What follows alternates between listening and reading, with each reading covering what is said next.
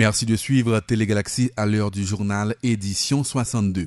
Jean-Enel Célestin, inspecteur logistique du CEP, a été attaqué la semaine dernière à Delma 31 au moment où il acheminait des matériels informatiques au niveau des différents bureaux électoraux communaux de la région métropolitaine. L'employé de l'institution électorale a été blessé et son véhicule a essuyé plusieurs projectiles. Une enquête est en cours en vue d'identifier les auteurs de cet acte, informe Franz Bernardin, porte-parole du Conseil électoral provisoire. Oui, nous t'ai précisé déjà, pour prendre encore, c'est à savoir c'est un inspecteur de logistique que les gens Enel Célestin, c'est pendant que la descend dans le bloc Delma, il était avec un chauffeur bon côté, mais pas tant pis, c'était seulement eux deux actes là. Il a pas fait distribution de matériel au niveau de certains becs. Et puis au niveau de Delma, il était au moins machine a fait objet de certains projectiles. Je crois que lui-même et agent ça, inspecteur logistique ça, t'as pas balle, même pas que pas aussi grave que on était capable de penser, c'est pas ça. Mais toujours est-il que CEPA lui-même tout pas tiré aucune conclusion hâtive.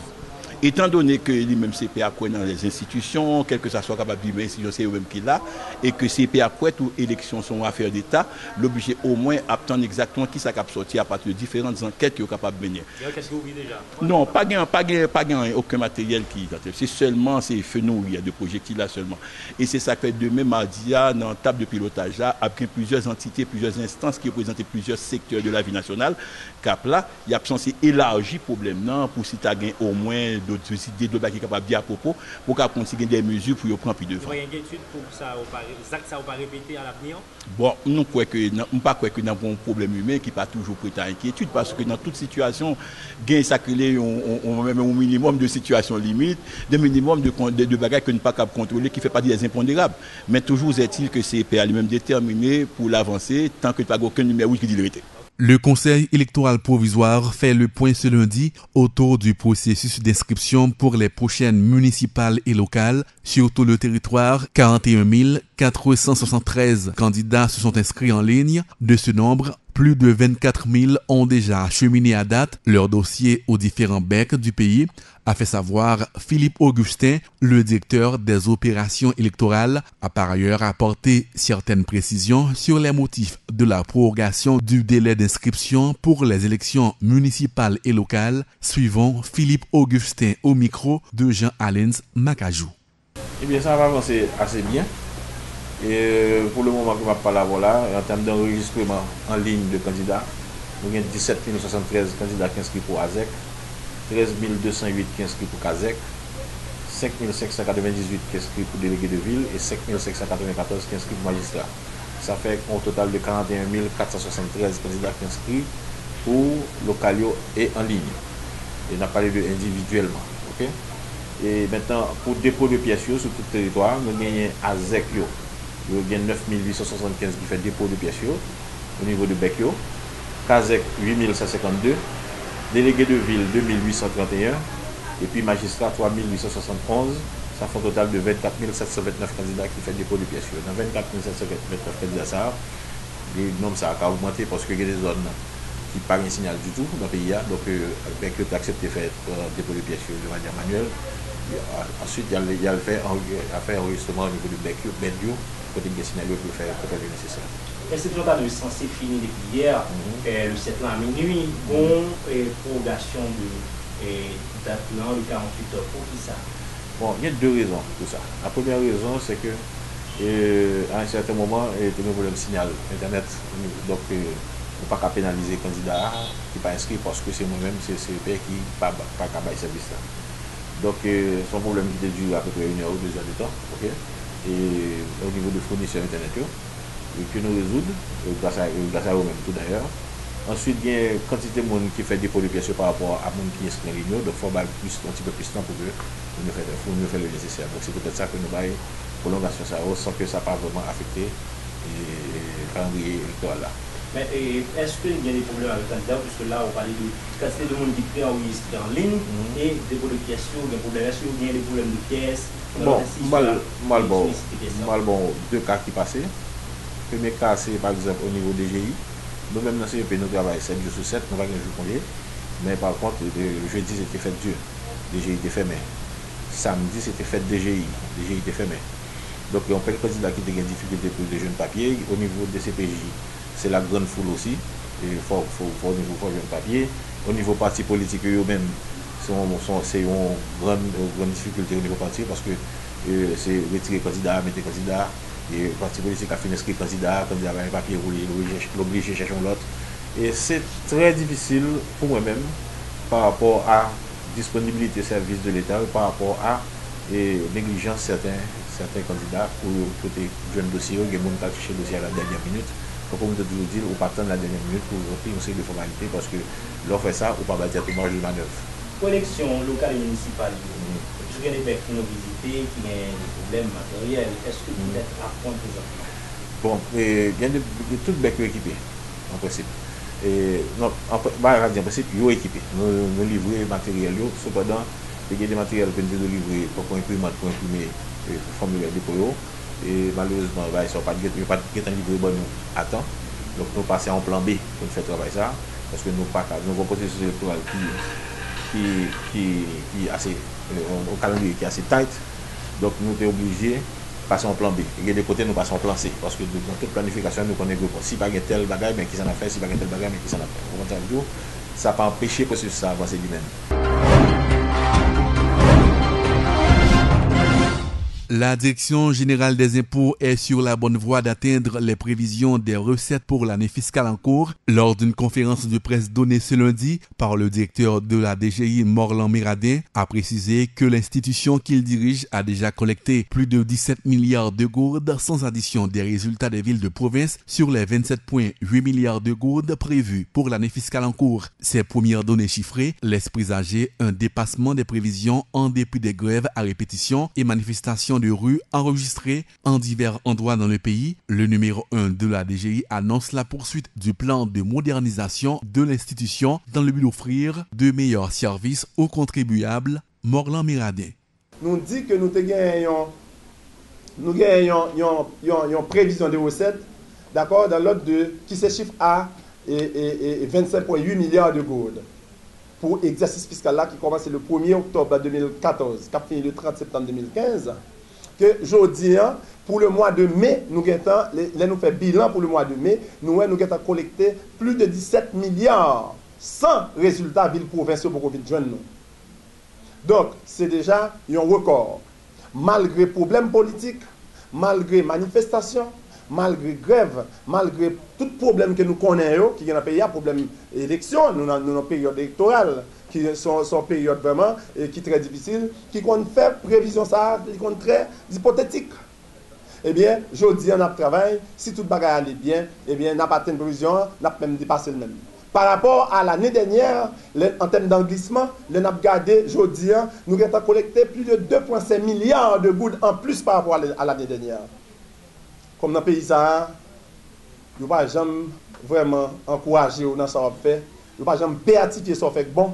C'est toujours après, nous toujours dire, ah, tel te fait ci, tel te fait ça. Et moi-même, j'ai courage pour me dire, et chiffres là, nous allons gagner, nous allons cacher, d'accord? Et nous voyons que budget rectificatif, malgré budget rectificatif, nous toujours qu'il y a des barres, nous toujours qu'il y a des femmes à la barre, nous disons que nous n'avons pas besoin de prévision de recettes noires, parce qu'automatiquement, il y a un budget rectificatif. Ils ont coupé dans le budget, et depuis retirer dans le budget. Il faut retirer également sous prévision de recettes là, et bien nous toujours qu'il y a des. Nous toujours qu'il y a des, et nous avons en pile stratégie que nous mettons en place. Tout récemment, nous sommes en réunion dans le ministère, là, c'était vendredi dernier. Nous sommes en réunion avec le secrétaire d'État au financement sur une nouvelle stratégie que nous allons mettre en place en termes de déclaration définitive d'impôt sur le revenu que nous avons fait pour nous regarder, pour nous voir qui gens nous capables de travailler pour nous redresser la situation, redresser la déclaration. Tout le monde qui a fait mentir en déclaration définitive d'impôt tout, ah, je ne vais pas cacher d'où, je vais priver sur vous. Parce que nous avons des vérificateurs, nous avons une commission qui est formée, qui prend le travail sous déclaration. Donc, en gros, c'est ça. Et tout, pas oublier, en termes d'infrastructure, qui ça déjà y a fait. Nous voyons que qui quantité de bâtiments qu'a construit, ce n'est pas avec l'argent, et pas avec l'argent international l'a construit, c'est avec l'argent taxe peuple là. N'a construit. Nous disons que, bon, mais nous avons oublié cité ou Anamet. Mon centre des impôts a construit Anamet là. Nous faisons Fort Liberté fini. Nous faisons Cap Haïtien fini. Nous faisons Okaï. Alors nous avons aménagé et bâtiment au Kaila. Nous faisons Côte de Fer, nous construisons. Nous construisons Jacques Mel, nous construisons Marigot. Donc, ça, c'est à considérer. Et tout ça, on a fait, c'est dans un souci pour nous capables de moderniser, pour nous arriver, informatiser totalement. C'est toujours dans le cadre de réforme, c'est toujours dans le cadre de modernisation, pour nous capables d'offrir l'autre qualité de service à contribuables de nous.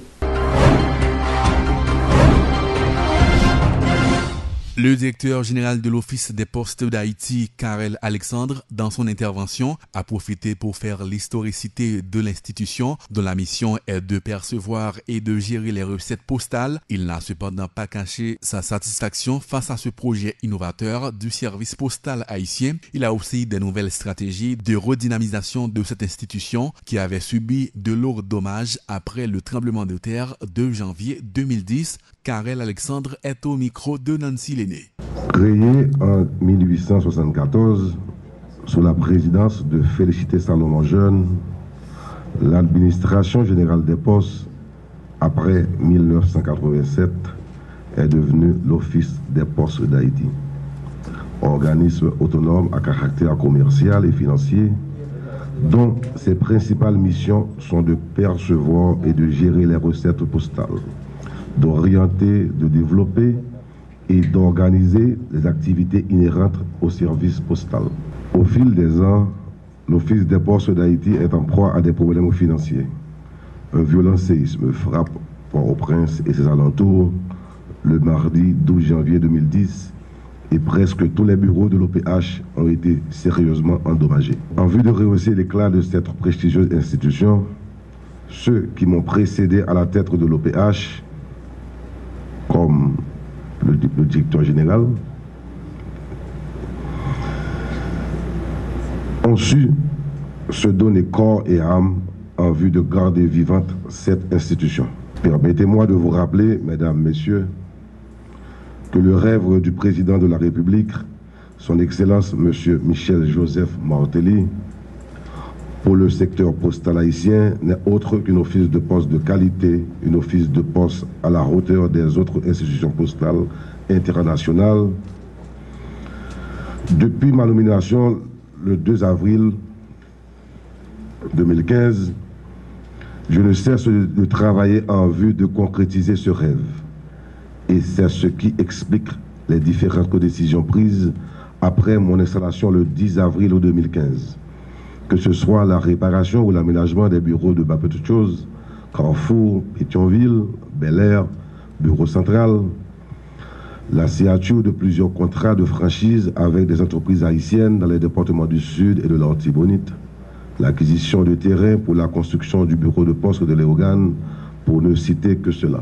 En ce qui a trait au ministre du Commerce, je ne saurais ne pas vous remercier pour votre support, puisque vous avez toujours soutenu les différents choix que j'ai pu faire, les différentes décisions prises pour propulser une dynamique de développement de l'OPH. Et je sais qu'à l'avenir, je pourrai toujours compter sur votre collaboration. Monsieur le directeur général de l'UPU, en 1999, vous avez pris les rênes de la Corporation of Kenya. Et cette entreprise est passée de déficitaire à rentable et financièrement autonome. C'est preuve que vous êtes un administrateur chevronné et je suis certain qu'en ayant pris les rênes de l'Union postale universelle depuis 2012, beaucoup de projets ont été menés à terme, des réalisations ont été faites, des obstacles ont été franchis pour faire de l'UPU une institution à nul autre pareil. Pour sa part, le directeur de l'Union postale universelle, Bicha Hussein, a tenu à assurer l'OPH du support inconditionnel de la communauté internationale aux côtés d'Haïti, notamment au niveau du commerce électronique, du service électronique, des mesures qui permettront à dynamiser le développement et la coopération des différents systèmes postaux mondiaux. Toutefois, il exhorte le gouvernement à apporter tout son support à l'Office des postes d'Haïti en vue de faciliter sa capacité à élargir son système postal sur le monde. Alors que je me tiens debout devant vous ici, and I look at your faces right in front of me, et que je regarde vos visages devant moi, I can almost call you by your names. je pourrais presque vous appeler par vos noms. just because I think I know all of you. Tout simplement parce qu'à mon avis, je connais la plupart d'entre vous. I feel very much at home in your presence. Je me sens vraiment chez moi en votre présence. I came here today to Haiti because I was looking forward to come to this country. Et aujourd'hui, je suis en Haïti parce que j'anticipais vraiment ce voyage sur Haïti. When the disaster struck, I was the chairman of the Council of Administration of UPU in 2010. En 2010, lorsque la catastrophe vous a frappé, j'étais le président de l'APU, du conseil d'administration de l'APU. I rallied with member countries to stand up with Haiti and come to the support of the country. Et je me suis rallié avec des pays membres pour venir aider Haïti et apporter notre soutien à ce pays. UPU responded in a small way, but in a very positive way. L'UPU a répondu pas de manière énorme, mais de manière très efficace.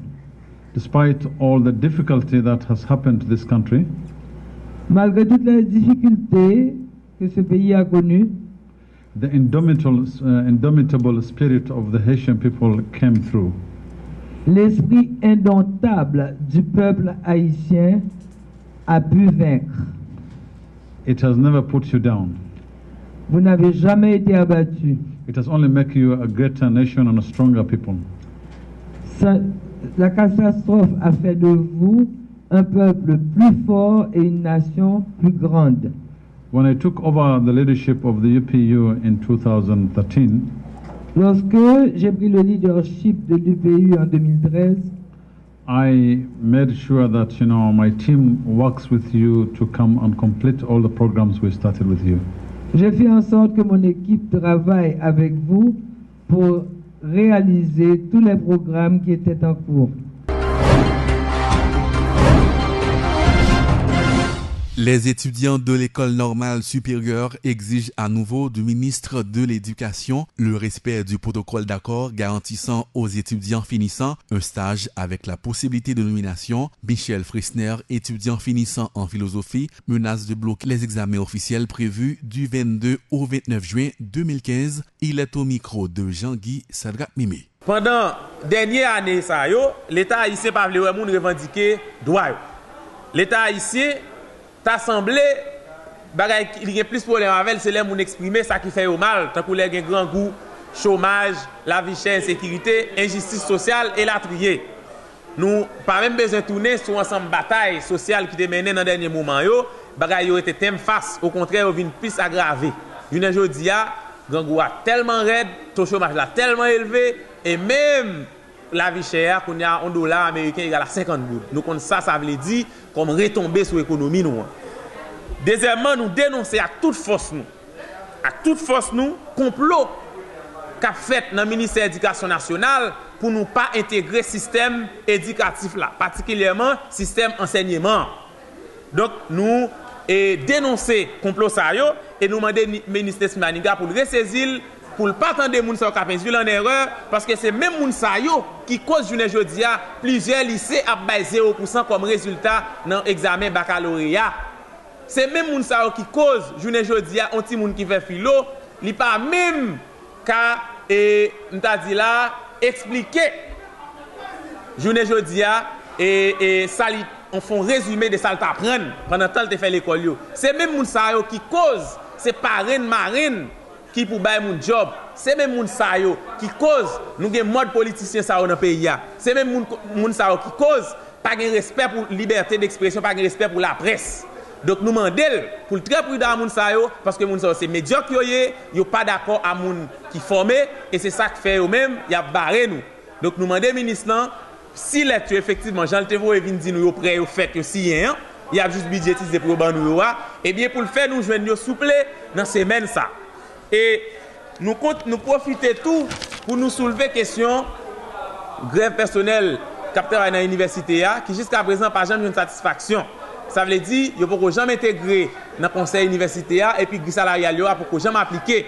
Donc nous demandons pour le rectorat pour lui tendre la raison et pour lui porter satisfaction à grève personnelle là rapide parce que sinon nous-mêmes nous rentré dans la bataille là et d'emblée parce que nous déjà réunis là, nous avons dégagé consensus pour nous voir comment pour nous impliquer dans la bataille là si le rectorat restait dans le silence.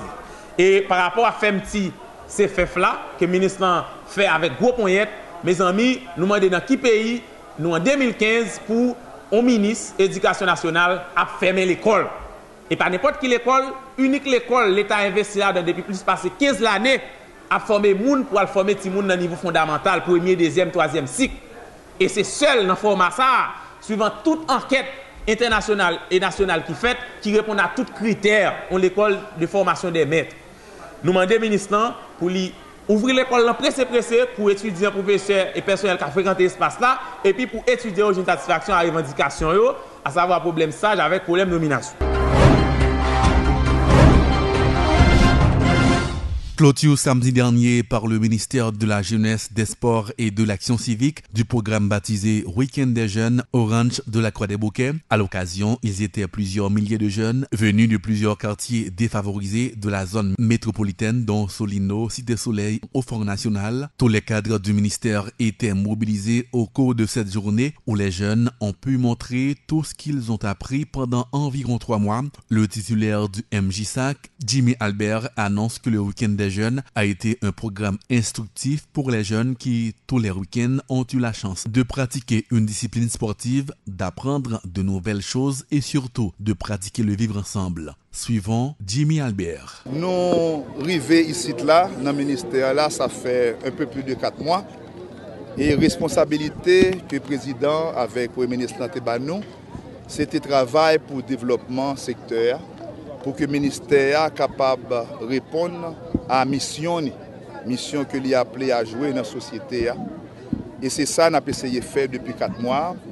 Et pour cela, nous avons gagné une série d'initiatives que nous prenons, dont l'initiative que nous avons clôturée aujourd'hui, que nous avons relais Week-end de la jeunesse. Il est arrivé dans un moment côté, nous tous avons constaté que la violence, la jeune prend des proportions alarmantes. Et moi-même personnellement, au lundi matin, j'attendais ça qui a passé dans la Cité Soleil par exemple. Des grands piles jeunes qui étaient victimes, en pile jeunes qui ont perdu la vie. Nous étions très interpellés par la question ça. Et c'est peut-être ça, nous avons chita ensemble dans le ministère là. Nous avons réfléchi sur qui meilleure façon nous sommes capables de porter contribution par nous-mêmes dans baisser la violence là dans le milieu jeune, vu que nous sommes le ministère de la jeunesse. Et c'est ainsi que l'initiative ça te prend le 28 février pour que nous allions vers les jeunes et offrir une opportunité pour que ici là nous gagnions un espace qui est créé pour eux, qui est capable de permettre que nous gagnions des divertissements sains, qui est capable de jouer entre eux, parler entre eux, faire connaissance entre eux, sociabiliser, aider à comprendre tout que je dis, la violence là par quel côté la mener nous comme pays. Mais ça qui est plus important, c'est que nous tout nous travaillons pour la construction du règne de paix en Haïti. Jeunes te comprennent ça, leaders te comprennent ça, et c'est peut-être ça avec l'appui secteur privé, particulièrement le CHRAD, le 28 février, nous lançons le programme Week-end des jeunes. Nous avons échelonné sur 10 semaines, ça fait, et jeudi, je ne prévois dans le calendrier non tout. Donc c'est la grande journée de clôture de l'activité ça. Donc c'est l'occasion pour nous remercier tout le monde qui a contribué à ce que nous te mettions sous pied et qui te permet tout que nous arrivions juste à la fin. Je ne dis l'objectif là, c'était offrir aux jeunes espace là pour que ils travaillent ensemble, apprendre, divertir, montrer talent tout. Et c'est ça nous fait. Et c'est peut-être ça nous gagnons pile talent de découvrir dans plusieurs disciplines sportives. Par exemple, il y a de grands talents artistiques. Et nous avons envisagé comment jeunes que nous découvrons talent à Caillou, le ministère là va continuer à accompagner parce que nous croyons que c'est des ressources qui sont capables de servir le pays. Donc c'est dans ce sens que nous avons fait grande clôture là. C'est l'occasion pour nous dire tout le monde, un gros merci. Présent au cours de la cérémonie de clôture, le chanteur vedette Roosevelt Saillant, plus connu sous le nom de BIC, en a profité pour s'adresser aux jeunes en les invitant à avoir un comportement exemplaire dans leur quartier respectif. Il les encourage à prendre très au sérieux leur étude s'ils veulent devenir des gens qualifiés, capables de servir la communauté haïtienne. C'est une initiative qui n'est pas parfaite, ça c'est opinion personnelle, il y a un bagage pour nous corriger. Ok, mais dans l'ensemble, son belle idée, les idées pour encadrer en jeunesse, je crois qu'il vaut la peine parce que petit pas moins gain jodi qui gagne 9 ans jodi donc demain il va faire face à un petit monde qui va jeune demain. Donc traitement pour le balayer c'est fonction de qui ont été formés aujourd'hui, qui ont été encadrés aujourd'hui. Donc encore une fois, jeunesse a besoin de comprendre que ils sont force, c'est vrai en pile fois ils essayer de détruire, ils essayer de résumer à faiblesse pour capable utiliser les gens voulez.